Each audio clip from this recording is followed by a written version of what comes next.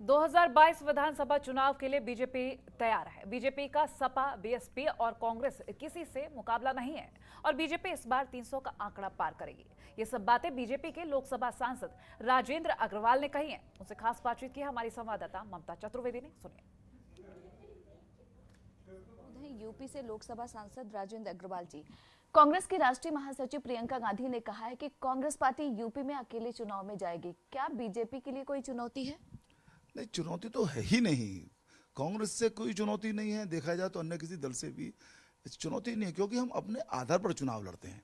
Samajwadi party हो, कांग्रेस हो, या बसपा हो, या राष्ट्रीय लोक दल हो, तो हम इनके क्या रणनीति बन रही है इसके आधार पर चुनाव नहीं लड़ते, इसलिए चुनौती नहीं है।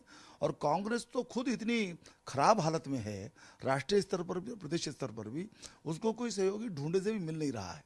और इसलिए कोशिश करते रहे वो, कोई आ जाए, कोई उनका हाथ पकड़ ले, किसी का वो हाथ पकड़ ले, पर उनको तैयार ही नहीं है। तो उनके पास अकेले लड़ने के अलावा कोई विकल्प नहीं है। और इसलिए प्रियंका जी ने ये घोषणा करी है कि हम अकेले चुनाव लड़ेंगे। कांग्रेस पार्टी के नेता मणिशंकर अय्यर की अगर बात करें तो एक बार फिर से उन्होंने केंद्र सरकार पर निशाना साधा है और कहा है कि सत्ता में जो पार्टी है वो केवल 80% लोगों को ही हिंदुस्तानी मानती है, बाकी 20% लोगों को बाहरी। उनके इस बयान को कैसे देखते हैं? देखिए, इस प्रकार की बांटने की राजनीति का संस्कार ये कांग्रेस का अपना रहा है। खासतौर से नेहरूवादी जो कांग्रेस रही, इसने वोट बैंक के हिसाब से देश को देखा, देश के बारे में सोचा, और उसकी परिणति माने मनमोहन सिंह जैसे सज्जन से दिखने वाले प्रधानमंत्री ने कह दिया कि देश के संसाधनों के ऊपर पहला अधिकार अल्पसंख्यकों का है। तो इस प्रकार की बांटने राजनीति वो करते रहे हैं। हमने कभी इस प्रकार राजनीति नहीं की। हमको जब भी कभी अवसर मिला, पहले भी कभी अवसर मिला, तो हमने सबको साथ लेकर के चलने का ही हमने प्रयास किया।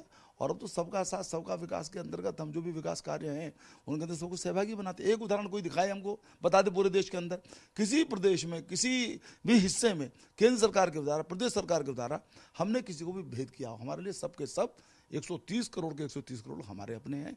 ये जो बांटने की राजनीति है ये मणिशंकर अय्यर जी की पार्टी करती रही है।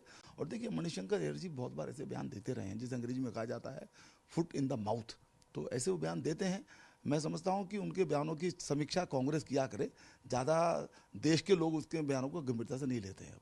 आखिरी सवाल, जयंत चौधरी ने कहा है कि समाजवादी पार्टी के साथ उनका गठबंधन होगा और इसके अलावा अगर देखा जाए तो भारतीय किसान सेना समाजवादी पार्टी में विलय कर रही है, political justice party, Akhil Bharatiya Navnirman party, labour S party, तमाम पार्टियां समाजवादी पार्टी के साथ जा रही हैं। क्या आपको लगता है कि यूपी में बीजेपी की जो राहें हैं वो थोड़ी मुश्किल हो सकती है? नहीं, देश के अंदर 500 से अधिक पार्टियां हैं। मुझे ठीक आंकड़ा है अभी राइट नाउ स्मरण नहीं है, जो चुनाव आयोग के सामने रजिस्टर्ड हैं वो। तो उनमें से विलय करती चली जाए, 200 कर ले विलय, 300 विलय कर ले, उसमें क्या फर्क पड़ता है? वक्त देने के लिए शुक्रिया। कैमरा पर्सन सुनील के साथ ममता चतुर्वेदी, जनतंत्र टीवी, दिल्ली।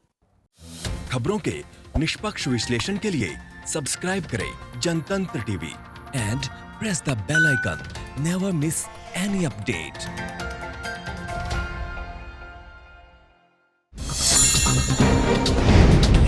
डाउनलोड कीजिए जनतंत्र टीवी ऐप को, जो कि अवेलेबल है गूगल प्ले और ऐप स्टोर पर। अधिक जानकारी के लिए अभी डाउनलोड करें।